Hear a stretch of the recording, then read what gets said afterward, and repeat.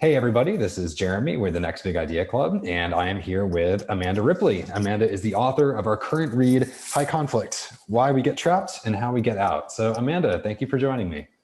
Thank you so much for having me, Jeremy. Good to see you. Yeah, you too. So before we dive into the book, I just wanted to ask, where are you joining us from today? Oh, I am in Washington, D.C., in an office in DuPont Circle, not Okay. far from where I live. And it's actually a beautiful day here. So Mm. I spent the morning working outside because you never know how many of these days you're going to get right before the Yeah. humidity descends. Yes, as a current Florida resident, I absolutely know what you mean. Yeah, it's actually the summer storms are starting to kick in down here. So I apologize if to everyone watching if this room is not as bright as it normally is. It's very cloudy and stormy outside at the moment. But I'm so glad that we could have this conversation today because A, I loved your book, of course. And B, it seems that a lot of our members have been loving it as well. Lots of great conversation taking place in the Facebook group, in the member library. And I'm just really excited to dive in a little bit deeper to your ideas and also some of the questions that members have been submitting as well, because there have been some really thoughtful ones coming in.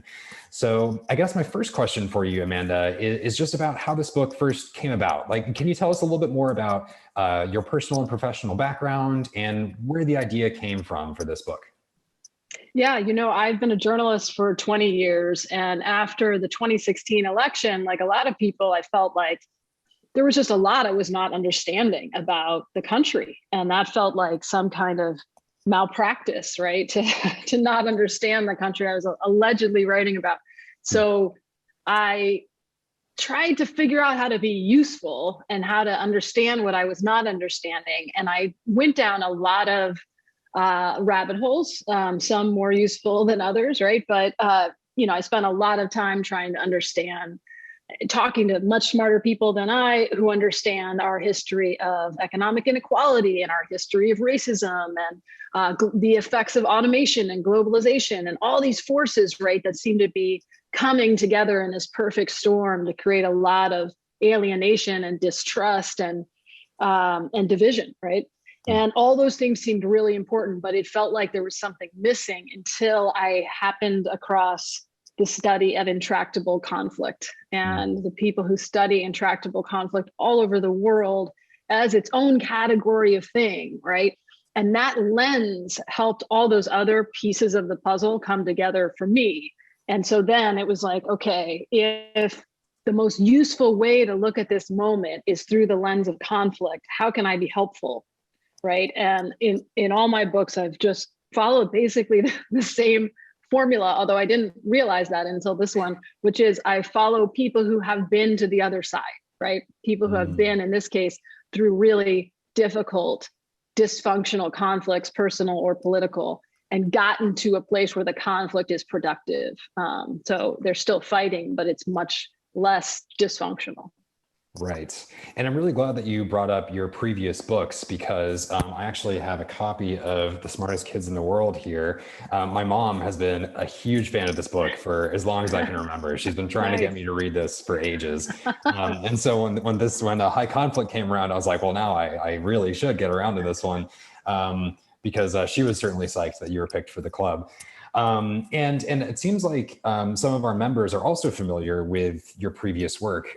For example, we had one member, Chris Bick, and Chris wrote in saying, from the unthinkable to the smartest kids in the world to high conflict, you've consistently written about people who are undergoing some kind of transformation. What is it about these storylines that you find the most compelling? Oh, I love that question. Thank you, Chris. So I have always been kind of a nerd for data and big data and research, and I love working with researchers and trying to understand what they've learned and put it into words that regular people can understand. And then, of course, somewhere along the way, it became obvious that data is not enough, Mm. right? Like it's awesome, but it's not enough. There are places that the data flashlight cannot see into, like dark corners of the human experience and a lot of our experience that data doesn't speak to. So combining data and storytelling has always been, I think, the best way to do journalism. So you use data as like a compass. So you're not just randomly picking salacious or voyeuristic stories out of a hat, but you're using the data to figure out which stories are most meaningful, right? Or representative of a problem or a solution, right? So then, in a lot of ways, it was sort of a coping device, I actually think, particularly with the first book. So I was covering disasters for Time magazine, which was not actually a beat, but it just happened that I kept covering one after the other. 9/11 and the anthrax attacks and the DC sniper and then hurricanes, Katrina and whatever. So you can do that for only so long before you start to realize that this is the same story, like over and over. And I'm not sure we're helping by just telling stories of grief and suffering and blame, although those are important stories. That's not the whole story. And so the things that survivors of these disasters were telling me were really interesting and surprising. And a lot of them, though, weren't making it into traditional stories. At the time I was at Time magazine, and we would do these, really, I think, well-reported longer stories, but still they didn't fit, these stories, things that people who evacuated from the Trade Center wished they had known. Things that people who evacuated from Hurricane Katrina want you to know about what it felt like psychologically, physically, socially, all these really cool things that were not only not fitting into the journalism, but weren't fitting into the broader policy conversations about how to prepare for disasters. So switching to writing their stories, like following their stories, was a way to not only get out of that kind of trap, but also have something come of this, like all this suffering, like something useful, however small.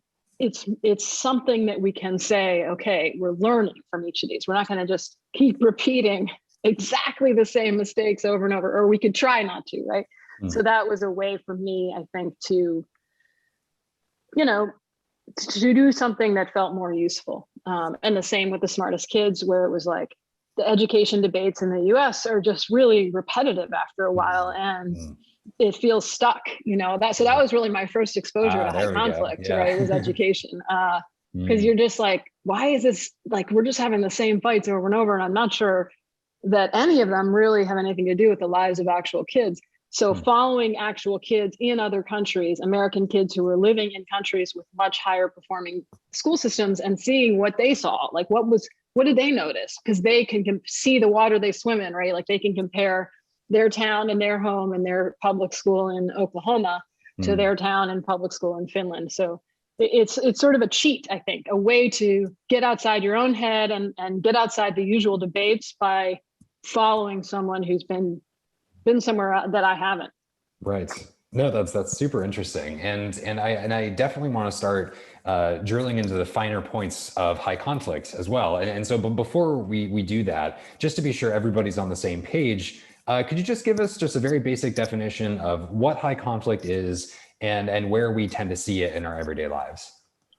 Yeah. So the phrase high conflict, some of our participants may know, comes originally from family law, where you would have high conflict divorces.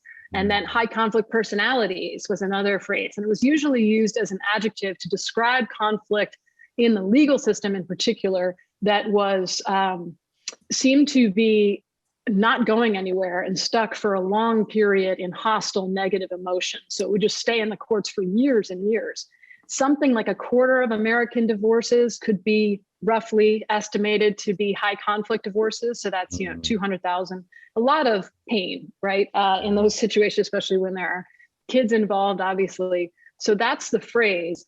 And what I'm doing is using the phrase to describe a whole category of conflict, right? So there's high conflict politics, there's high conflict neighborhoods, there's high conflict journalism. So there's a lot of versions of this where our behavior is actually not that different. Like the behavior for people who work with high conflict couples, I suspect that you recognize the behavior of some of our politicians, right? In Congress or in the White House. Like the behavior is not actually that different when you get to that level of emotion and sort of feedback loops, negative feedback loops, the behavior is very similar. So you can learn a lot from those. But anyway, to finally answer your question, high conflict, as I'm defining it, and there are different ways. In academia, they might call it intractable conflict, right? I don't like that word because it sounds like it's impossible, like there is no, and that's not actually what they mean, but that's how it sounds. So the idea is high conflict are the kinds of conflicts that can start small, but become all consuming and gradually sort of take on a life of their own. They're usually us versus them conflicts. And we tend to make more mistakes in these kinds of conflicts. Our range of vision narrows.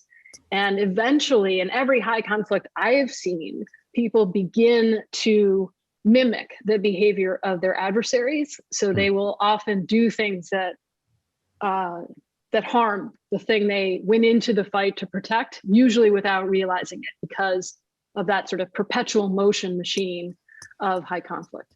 Right. No, I think that makes a lot of sense. And I guess my follow-up question would be, obviously all of us want good conflict rather than high conflict, but I'm wondering if there are any situations in which high conflict is still a productive stepping stone, almost. Like to illustrate my point, I wanted to bring in a great comment from a member named Christian Peters, who tells a story, and he says, earlier this year, I experienced a conflict that was due in part because the leader of my team frequently humiliates and embarrasses members of the team. Things sort of blew up for this one conflict. And fast forward to today, things have improved in some areas, but for me, there's still a sense of betrayal because we never moved into a high conflict around the issue. The team just kind of pretend that nothing happened. And so I guess my question for you is like, is high conflict sometimes better than no conflict, if no conflict means like sweeping things under the rug and just kind of hoping things go away? Yeah, so we definitely need conflict. And that's a situation where there is a need, it sounds like, for more conflict, right? Mm-hmm. But I don't know that the only options are no conflict or high conflict, right? Mm-hmm. So good conflict, which is sort of a homage to, former Congressman, late Congressman John Lewis used to talk about good trouble, right? Yeah. Good conflict is essential, and we need it now more than ever. So it's the kind of conflict, and you can actually see this in the data, which is really cool. It's the kind of conflict where more questions get asked. So there is anger, there is frustration, there is sadness. All of those things are good. But there's also a sense of movement, right? So questions get asked, there are flashes, however fleeting, of understanding or surprise or curiosity, and then back to anger and frustration, right? And what you find with good conflict is that people leave the encounter feeling better off than they came in. Whereas with high conflict, you feel the same, like there's no movement. So no matter how many times you're just going around and around. And high conflict tends to kind of really take a toll internally on people. So I do think it's very galvanizing. I think, it's fair to argue that high conflict, when you create an us versus them and you simplify conflict and demonize your adversary, it's very motivating, right? Mm-hmm. Especially for great large groups of people. Mm-hmm. It's hard to find an example where it's ended well, honestly, over the long term, right? Mm-hmm. You can find ways it's ended well for particular groups who are in power for some period of time. Mm-hmm. But over the long term, because of the way that it sort of drains your, you can't be the person you want to be. You know what I mean? Like, because you're in a defensive crouch, like there's a hostility that permeates the experience. It's impossible. I don't know if you ever noticed this, but it's impossible to feel curious while feeling threatened. Right. Now, there's sometimes you have to feel threatened because you're literally threatened. Right. Yeah. But that's not the same as high conflict. Right. So I guess to answer this question, which is a good one, that pattern of humiliating people in meetings is unacceptable and should be investigated in a way where you don't stoop to the same tactics, right? Because that will just, then you're in it. Like it's just going to go round and round. But I agree that doing nothing and pretending it didn't happen, which by the way, is what most people, that's what we naturally typically want to do. It doesn't go away. Like it just ferments underground. Yeah. Yeah. It seems that when it comes to conflict, the only way out is through, right? You sort of have to address it head on. So Unfortunately, yeah. yeah, yeah. So your book has so many fascinating examples and stories of how good conflict works in the real world. And I guess, just to help ground this discussion in a story, in a real life example, can you maybe share, like what's your favorite story from the book that you were able to share with readers that you think aptly demonstrates what good conflict looks like? Hmm. There's so many. I mean, I think probably the one that is most relevant right now is the story of what happened in Michigan when a group of liberal Jewish New Yorkers chose, with great trepidation, to leave Manhattan and go spend 3 days living in the homes of a group of conservative Christian corrections officers who worked in their local prisons in rural Michigan. This was a very strange situation. That's a longer story that I tell in one of the last chapters of the book. But what was interesting is going along on that exchange, what was shocking at first was how, not shocking, but sort of heartbreaking, was how frightened both groups were of each other. Now, in this case, they were all Americans living in the same time zone, speaking the same language. In this case, they were all white, different levels of education, different levels of income, dramatically different ages, right? Different political views, different religions. But they had a lot in common. And I should point out that actually most Democrats and Republicans in the United States are middle class, white, Christian or atheists, right? So actually, not totally unrepresentative of the average for the United States. But they were really frightened to go talk to each other. And the idea of bringing them together was to say, what if we had hard conversations with some ground rules so we could try to understand each other? Because we even as we are going to continue to disagree, we don't want to live with this level of hostility and frankly, disgust with each other. So we want to at least try to understand each other a little better. So to their credit, both groups did do this, but there was great trepidation. People couldn't sleep the night before the flights. There was, spouses in Michigan who just did not think this was safe for their children to have these random New Yorkers come into their homes. And looking back on it, it seems crazy, but this is what happens in high conflict, right? And in fact, I think both groups, it would have been easier for them to welcome foreigners from another country they've never been to into their homes, right? Which is kind of interesting, which reminds me of how right now, most Americans believe that other Americans are the greatest threat to the country compared to other threats like disasters or foreign interests or economic peril. So they get there and, it's a little awkward, as you might imagine. And there's about, a dozen people on each side of this divide. And there are some rules that the organizers set up, like we're going to respect what each other holds dear. We're going to try to stay curious, and we're not going to try to convince each other. Nice. Now you can imagine which of those rules got broken first. Right. Of course, you're going to try to convince each other. Of course, right? Yeah. But it was sort of a bar to say, hey, this is not how you can. Unfortunately, direct argumentation of facts doesn't work in high conflict. So we're not going to try to do that. At least not. We're going to try to resist the urge to do that. And they went out and they went to a firing range. Again, very uncomfortable for the New Yorkers by and large. And then they went to dinner. They had hard conversations about immigration, about race, about Trump. Most of the Michigan folks had voted for Trump, and none of the New Yorkers had. And the strangest feeling, it's almost a feeling that you feel before you notice, is that in good conflict, as it started to be generated here, under certain conditions, which are important, there is a kind of delight almost that you start to feel. And everybody said this. This one woman from Michigan, a corrections officer, she's very conservative. She took me aside at one point. She's like, what's really weird? I'm starting to actually like these people. And I Wow. knew what you meant, right? Like there is this sense like, what is going on here? And it is a kind of unfamiliar feeling, unfortunately, right now.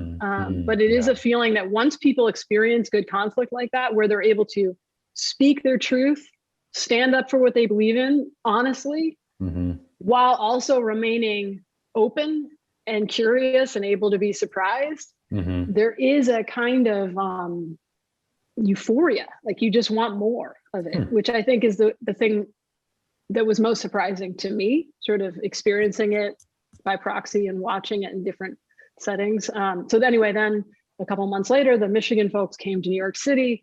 They stayed in the apartments of the New Yorkers, and there was just a great affection that they developed for each other, even as they continued to profoundly disagree about a lot of things, you know. But that was probably the most sort of most transformative example that I saw happen right in front of me. Yeah, yeah. No, I think that's a perfect example. And it makes me think of this one insight that you shared about how if you only agree with or can connect with like 10% of another person, like speak to that 10%, right? And that seems to me to be such an important insight, because I feel like a lot of people feel that if if you're speaking with someone whose views you find deplorable or problematic in some way, there's almost this sense of like, oh, well, I can't associate with them. Like I can't be friends with them. Like it's almost, you need to completely remove yourself from that situation completely, almost because I don't know, maybe there's this sense of like complicity or Yeah, you're like, complicit, right? yeah, Exactly. exactly. Yeah. Like, or people fear that they're like supporting these like abhorrent views by being friends with someone who supports them. So, and I just feel like that just does such a disservice to our communities and to everyone really. And so I guess I just wanted to ask more about that idea, which I find so profound, which is this notion of speaking to the 10% of the person that you can and do connect with. Like, what does that look like in real life? Well, I think it's tricky because I don't think it means that you never talk of the thing that you Mm, disagree about, right? nice. Yeah. But it does mean that you start with building a relationship. Like, unfortunately, humans are not ever going to become less racist because a stranger tells them that they're racist. That Right. just is not how humans are wired. We are not persuaded that way. Like, I think there's a Yeah. fundamental misunderstanding about how to persuade, and it's Yes. unfortunately incentivized through social media platforms and other things. Like, I think about op-eds, just to go on a little tangent. Sure. I sometimes write op-eds for the Washington Post, and like the whole idea of an op-ed is kind of like counter to human psychology. Like the idea that you can argue for something, especially very controversial things that people have a lot of pre-existing feelings about, that you can like make this case in 600 words and people will be convinced. Like that is not how humans work, right? So I usually try to do something else, but it is hard to resist that form, right? Like, oh, if I just marshal enough compelling adjectives, then people will believe this. Um, so you need relationship in order to change people. And people, this is the other problem. Like people need to feel heard before they will listen. So Yeah. it's like a game of chicken conflict, right? Like who's going to listen first, right? Right. And yeah, we Yes. do feel complicit if we listen to someone saying something abhorrent, right? So there is this third way though. Okay, you can sever the relationship. Now they're never going to change and probably going to be more convinced that they're right, just the way humans work, right? You can continue to have the relationship and like just kind of avoid any hard conversations, right? Which is what Yeah. most of us do with family members who Yeah. And who we then disagree Thanksgiving with. comes and, Right, that all goes exactly. out the window. Yep. Right. Right. I guess there's four ways. Right? And the third would be you blow up over Thanksgiving and That's you're right. like, The yearly blow up. That's right. Just get it all out of your system one night a year. and then you come back and pretend it didn't happen, right? That's Like right. That's families are right. great at that. Yeah. And but there's this fourth option, which is real. Like I know it sounds like it's not, but I have now seen it in front of my face so many times, and maybe some of your readers and participants have too, but like it is a real thing. where it's neither nor. Like, you are in relationship, right? Mm-hmm. You are not, calling them horrible names and dehumanizing them. And you are strategically and thoughtfully and carefully standing up for what you believe in, questioning their beliefs, and slowly starting to chip away at that and making them feel heard so they will listen, hopefully, to you. Mm-hmm. It's much harder work, right? Like, I wish it were easier.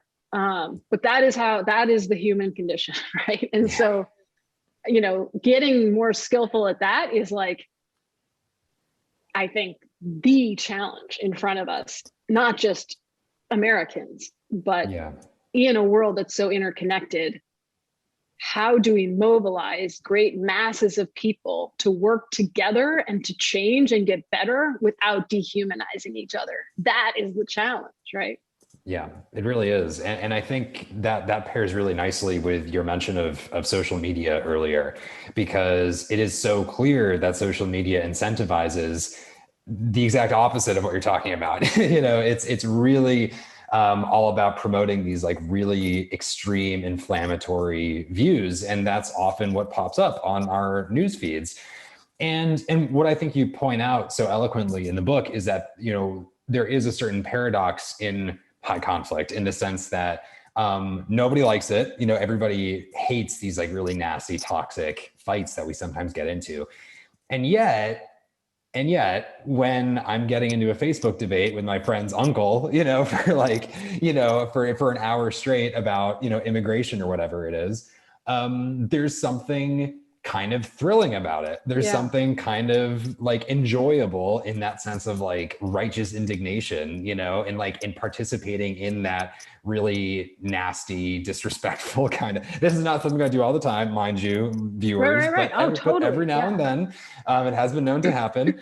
And so, especially with climate change, I lose patience with climate change deniers pretty quickly. But so yeah, it's like, so I guess that's my question, is, like, how and why is there such a paradox there, where, like, high conflict does make us so miserable, and yet in the moment it feels kind of good? Like how does that work? Yeah, it's totally magnetic. It's very hard to resist. So, in the book, I follow a conflict expert, really one of the godfathers of conflict mediation, a former recovering lawyer named Gary Friedman, who helped start that field. He started working with couples together in the same room to do a divorce so that they didn't have to go through the traditional adversarial legal system. It was very controversial at the time in the 70s.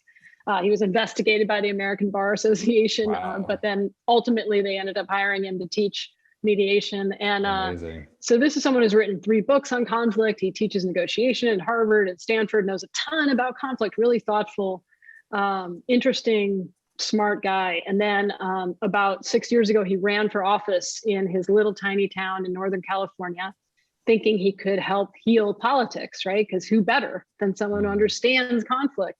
And as he put it, it took him about an eighth of a second before he got sucked into high conflict in his town.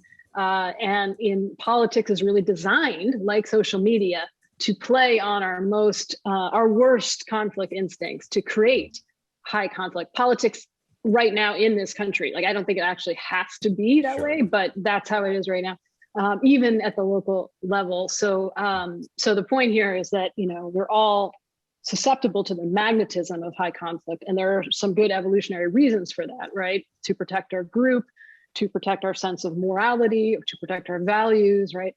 To protect those who need protection. And that all makes sense. The problem with it is that kind of us versus them adversarial thinking breaks down at a certain point in a highly interconnected world, right? So we've sort of reached the upper limits of the effectiveness of high conflict because we all need each other. We cannot just sort of banish that group of people to another side of the island as much as we would like to. We're all married in a way, right? And we have kids together, so we can get divorced. We still got the kids. So, we're stuck. So it's sort of, yeah. And there are times when you need it. Like, there are times when the other side just will not play fair, does not want a better conflict. And you have to resort to the high conflict of, say, the adversarial legal system, right? Or the criminal justice system, right? So, there are moments where that has to happen, but in long term, it doesn't lead to sort of enduring outcomes. So I think there is a paradox of high conflict where you feel it lights you up. It's like anger, right? Curtis Toller is another person in the book, a former gang leader in Chicago. And he talks about as he rose up through the ranks of his gang, he was pretty young when that happened for different reasons in Chicago. And he talks about this feeling, how it felt to walk into a McDonald's and see the manager be frightened of him. And he was just a teenager, and for the manager who was older than him to feel frightened of him gave him, Curtis, a sense of power where there was none, because he was living in a climate where there was just random acts of atrocious violence, right? That against his mother, against people he cared about, they could not be reconciled. Like, you cannot live with that kind of injustice and violence and feel so powerless, right? So this is a way, in his case, through violence, through high conflict, through gang conflict, to claw back some power. Right. And he talks about this very powerfully, about the way that works sort of internally to feel. And so you notice the more frustrated people feel that the world isn't the way it should be, and the more powerless they feel and are in many cases, right? Not just feel, the more that energy gets displaced onto other things. So we do what we can do, right? Yeah. Like, I often think about when I used to cover crime in prisons, inmates, in this one case I was studying, just organized really relentlessly over food. Like they had a new food vendor, and it was like really crappy. But they never organized over the fact they were in cages. You know what I mean? Like there was a huge, huge injustice that was just like omnipresent, right? Yeah. In some ways, right? Depending on your point of view. They were not free. But the food was the thing that really got everyone to cooperate, right? So you'll do the thing that's in front of you that feels like you could actually impact when the other fights feel unreachable, impossible, overwhelming, and terrifying. No, that's really interesting. And I think that makes a lot of sense given what we see on social media, right? Where you see all these news articles circulating about, everything's terrible, lots of bad news coming out from all kinds of different sources. And so if people are absorbing that negativity all day through social media, through cable news, whatever it is, then maybe to claw back a sense of power, a sense of control over their reality, maybe on some level they're like, okay, like I'm gonna convince X ignorant person that I'm right, and that's going to make me feel better. Do you feel like maybe that's kind of what's going on there? Yeah, there was actually a really nice study done on Facebook posts in particular that found that when people post something about politics on Facebook, they usually think that they're doing a service. Right. Like they're pointing out spreading awareness some like outrageous, exactly, injustice or wrong, or and often feel like they're helping the other side see the thing that they obviously need to see. Right. And in fact, when their followers see that post, they do not experience it as a public service. They experience it as an opinion, right? And they often don't really necessarily want that opinion. So there's this disconnect between what we think we're doing, again, getting back to the misunderstanding of how we persuade. There's a disconnect between what we think we're doing when we post something on Twitter or Facebook and how that actually lands. So it's an extreme version of a really basic human phenomenon. There's a great quote that's something like, the biggest mistake in communication is thinking it happened. We like just are not good at communicating. Yeah. And so in social media, everybody's given a microphone, everybody has a pulpit all of a sudden without a lot of good feedback or coaching on like how that's actually working. Right. That actually, that quote that you shared made me think of a story that a member shared in the library, which I think I'd like to bring in just for a second. Barbara Bentley writes, I can recall an incident where a business owner went on a verbal rampage before asking questions to confirm his understanding of the sequence of certain events. After a bit, he said something that made it clear he was under a very wrong impression. when I told him the correct info, he suddenly said, oh, well, that's better. Okay, we can move on. So it seems to me like that's a prime example of what you're talking about, right? Where we so often assume that the right amount or the right type of communication has taken place when it really hasn't. So how often would you say is that the core the core issue at the center of an example of my Yeah. So you're saying like, how often is the problem just miscommunication? Yeah, exactly. Versus like, actually, no, we profoundly disagree. Exactly. Yeah. That is the question, right, Jeremy? Like if we could figure that out, sometimes one of the most terrifying feelings I have is when I start thinking, when I get glimpses that percentage that's miscommunication is much higher than I think. And that's not saying there isn't profound disagreement, because there is. Sure. But I actually think the miscommunication is higher than we think. And so the whole question is, what if, so going back to that example of the Michigan and New York exchange, right? There's a percentage of things that they thought they disagreed about that they didn't disagree about.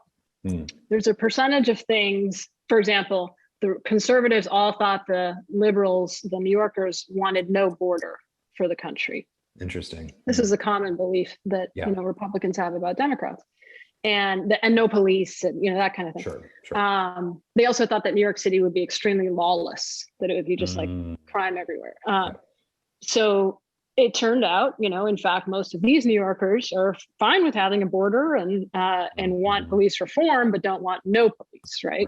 And that came as like this real relief to the conservatives, like, oh, wow. And vice versa, right? Like, this was another big one, was they thought there's a deep belief that all Democrats want to take away all guns from America. Right. Yeah, that's another common one for sure. And obviously there's a range. Because that's what they've been fed, right? I mean, because it seems like, as you yourself point out, like across social media and in the news, because we hear these extreme views all the time, it can be a mischaracterization of the other side. So it's totally makes sense that they would think that. Like we are living in like a conflict industrial complex that manufactures misunderstanding for profit, right? Like it is like, especially now, right? I mean, and I think it's worse with Fox News and some of these even farther right media organizations. However, obviously I have a bias.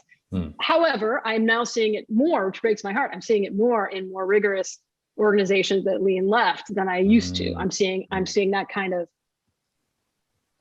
like really the collapse of complexity, right? When thinking about what the other side thinks or wants or feels. So you'll see that sometimes also with immigration, right? Or with climate, right? That's another one where, we get really in the weeds about whether it's man-made climate change or not. And it's like, meanwhile, there's this whole other conversation about what to do about it. And there's actually much more that we could agree upon in that category. But so there's this percentage of things we agree about and don't know it. And maybe that's small. Let's say it's 10%, right? Still, it would be great to do something about those things, but okay, let's say it's small. And then there's a percentage of things we would agree about if we had the same set of facts, right? And I would say that's bigger, probably, you think? Yeah. Like 20%, I don't know. Sure. And then you've got like, let's say 50% of things that, or no, maybe 40% of things that we profoundly disagree about. I mean, I'm making these up, right? But that would be my guess. And who is we and who is this, but these are huge, ridiculous generalizations about the divisions in the United States right now. So, so there are profound divisions that are real and not based on misunderstandings or an alternate fact universe. And then there's this, so what do we have now? We're at 10, we've got 10% left, I think, in this. I think so, yeah. There's this 10%, which I think is also really interesting, and maybe it's bigger, of things we disagree about internally. Like we don't know. I think it's probably bigger, really. Like we really sat down and had honest, safe conversations about it.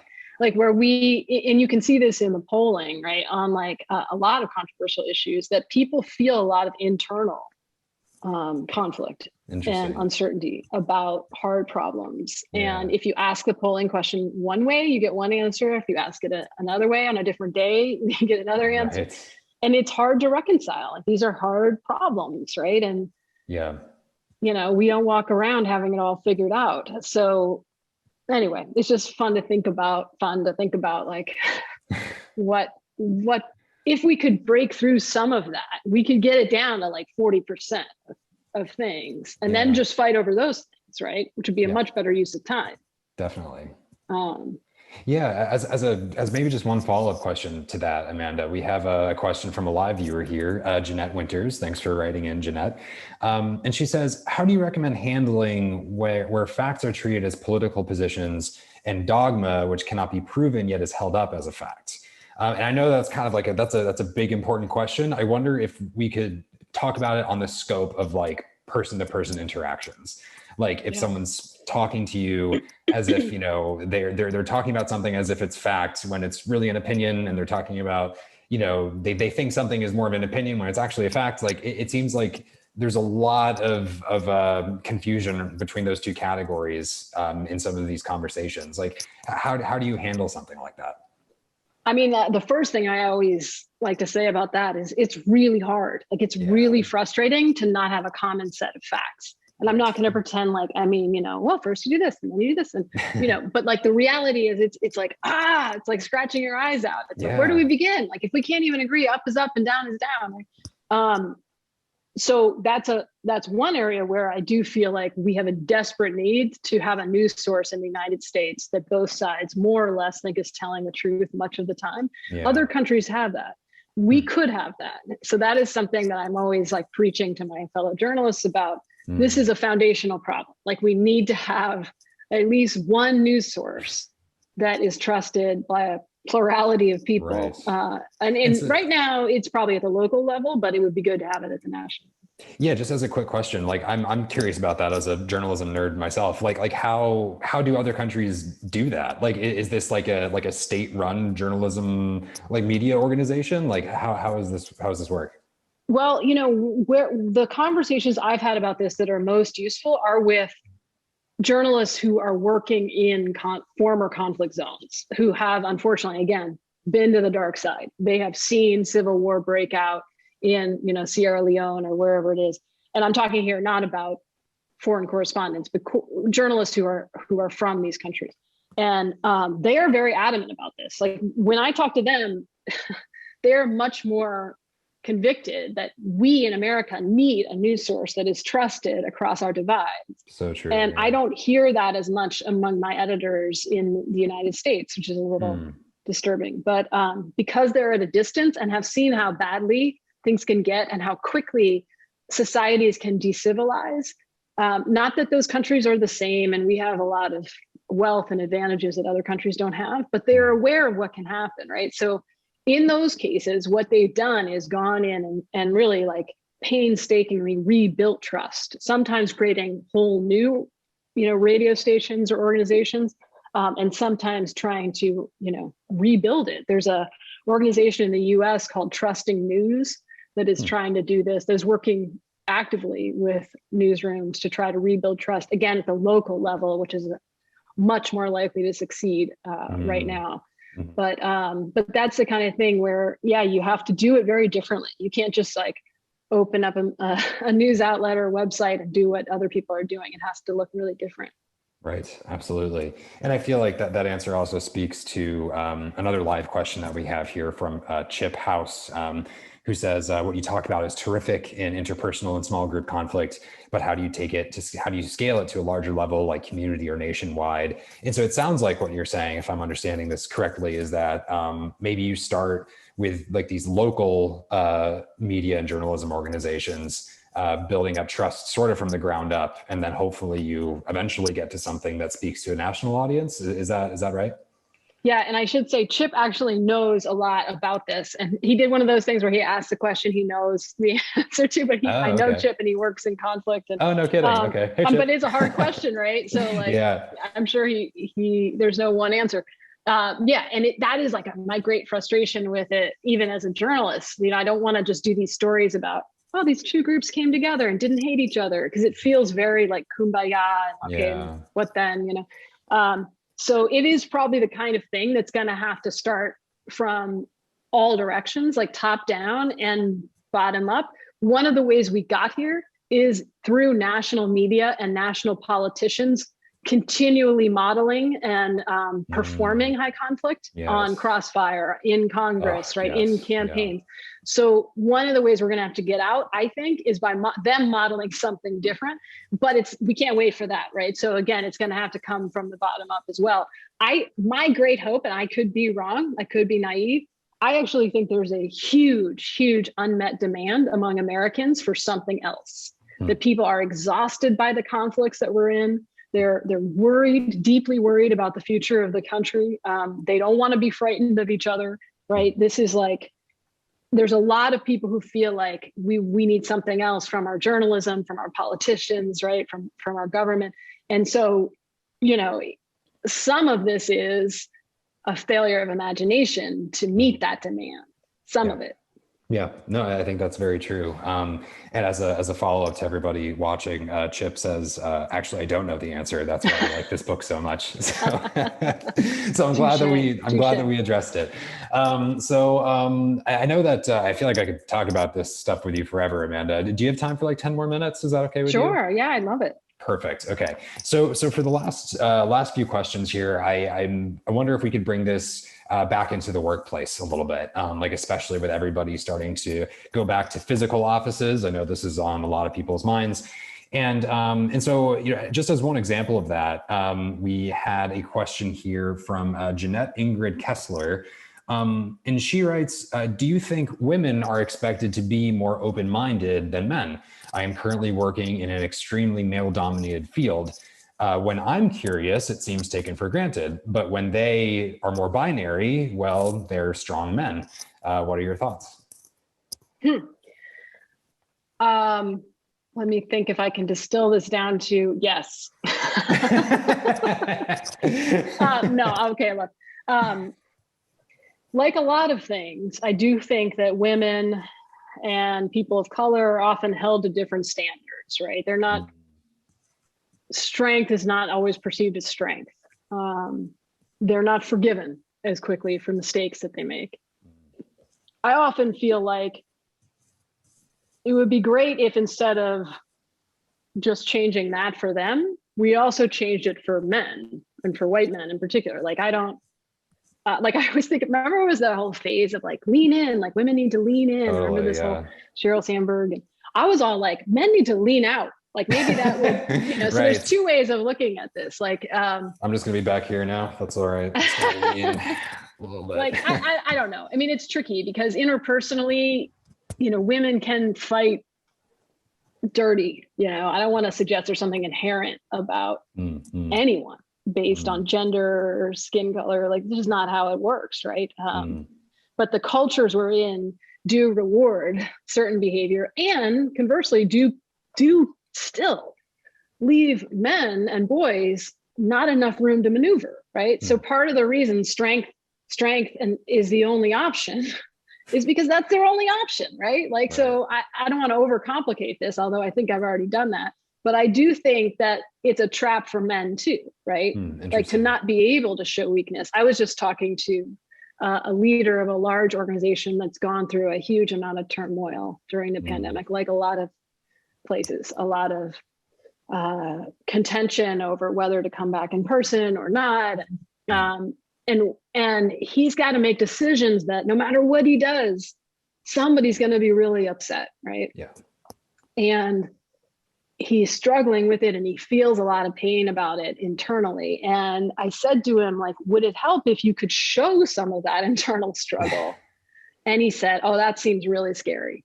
You know, that kind of vulnerability would be so dangerous, right? That he would be attacked. Now, some of that is the reality of high conflict, which he's in.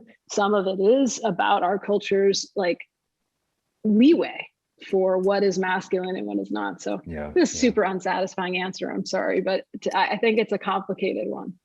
No, it's a very tricky situation for sure. And I guess, you know, from my perspective as a guy, I appreciate your point that it's also a trap for guys, strangely. So yeah, I think we definitely need a bit of an overhaul in terms of our expectations for, what men and women can and should be saying and expressing. So, as you say, it's complicated, but I definitely hear what you're saying.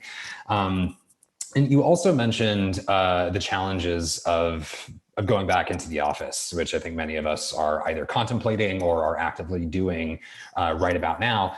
And we had another member, Tamika Owens, says, as a COO in the federal government, I'm bracing myself for high conflict that is sure to engulf us as we return to physical offices. I've already seen some of it on the surface, and it's exhausting.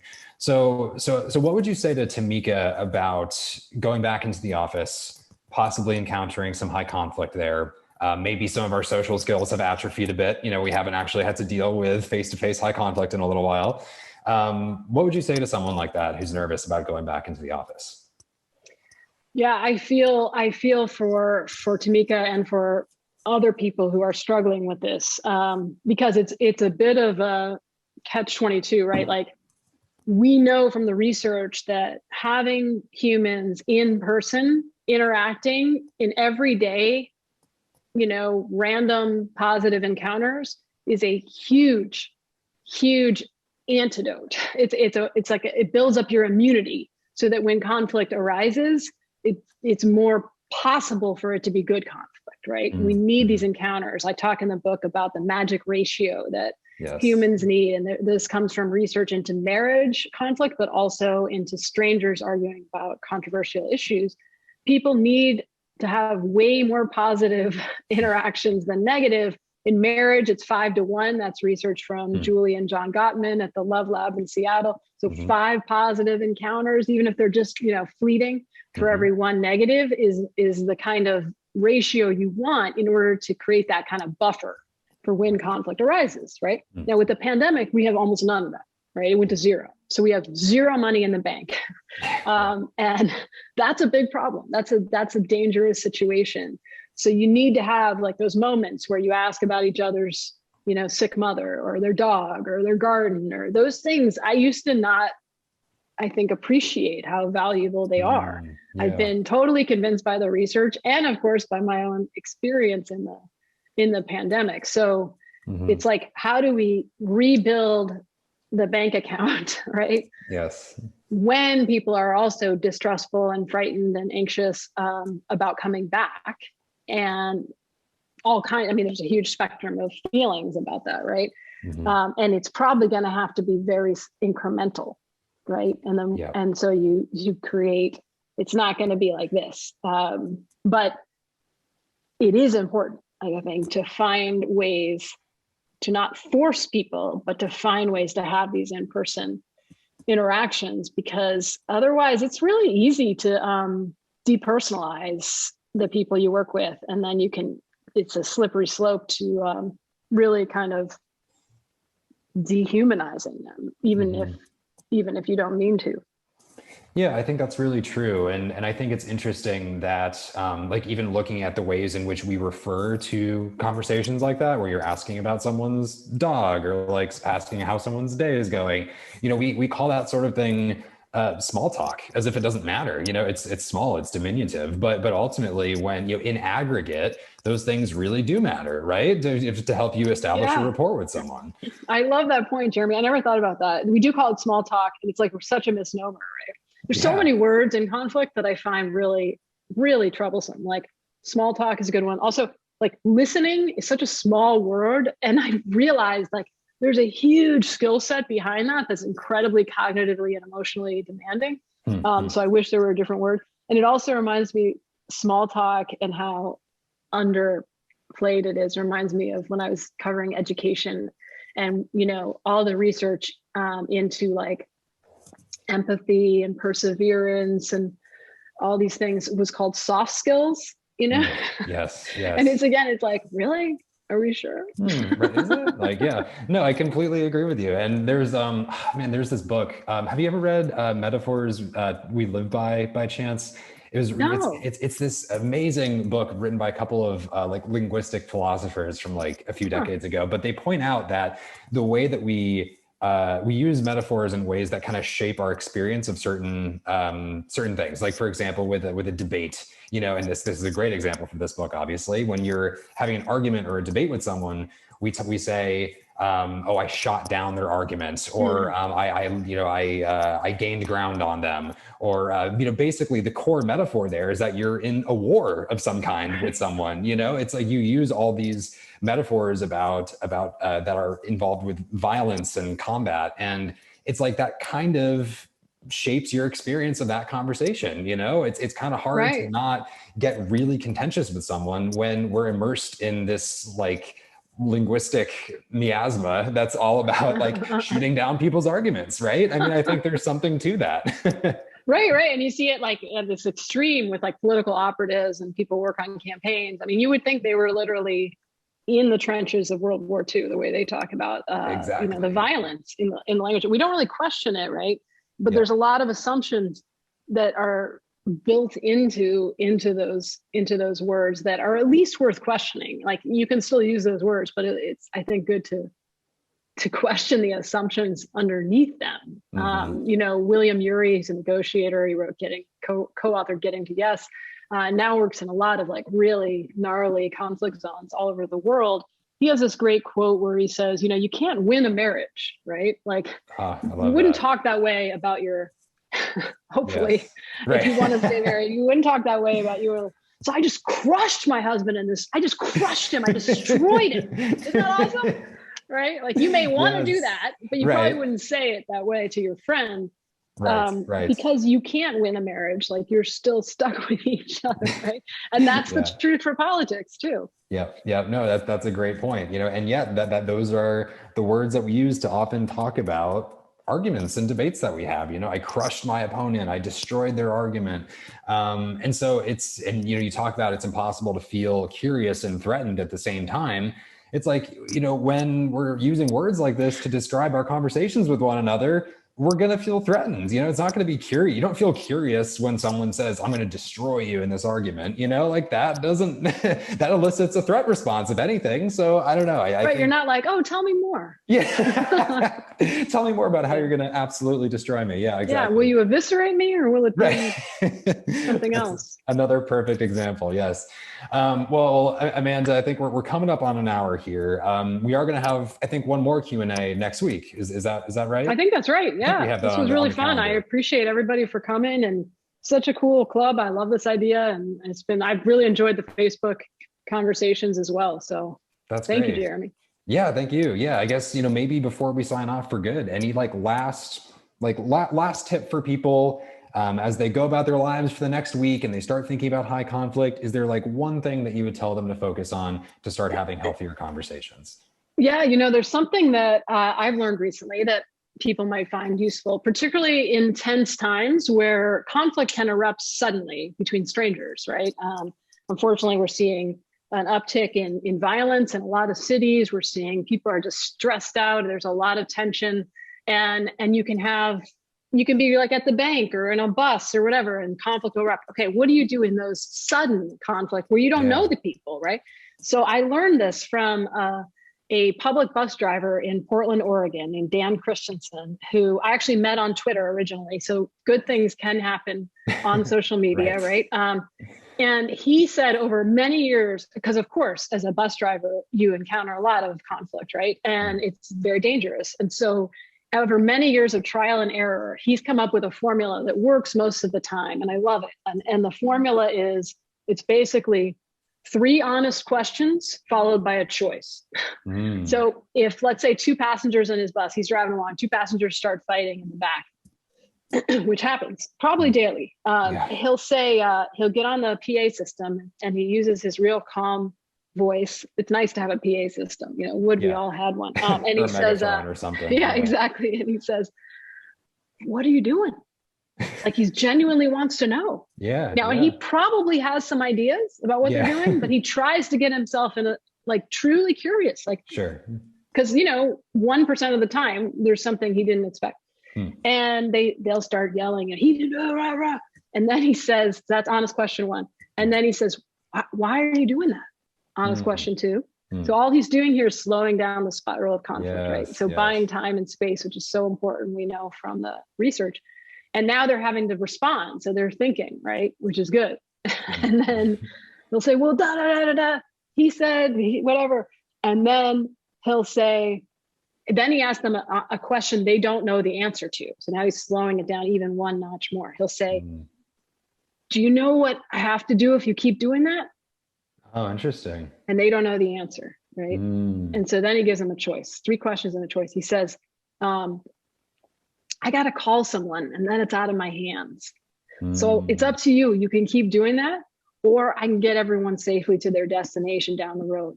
And usually when you give people choice, it's better than just telling them what to do, right? And usually they take that pause in the conflict and take a better choice. So, okay, so in real life, when you're not on a PA system, you maybe don't have time for 3 honest questions and a choice, right? Yeah. But a question is a very good way to interrupt rapidly escalating conflict. Nice. And your role matters. Like if you're a police officer, it's going to be different, right? But assuming you're just a random Joe or Jill or whatever on the street, a question with a tone of genuine concern and curiosity is a good tool to just carry in your pocket. I think that's a perfect note to end on. So everybody, as you know, the book is High Conflict. Keep reading it, and join us next week for our second and final Q&A with Amanda Ripley. We had so many more great questions coming in live from the viewers, which I have copied them down. I'll try to get to them next week. But until then, Amanda Ripley, thank you so much. Thank you, Jeremy. I look forward to seeing all of you next week, whoever can come. Absolutely. Until all then. right, take care. Bye.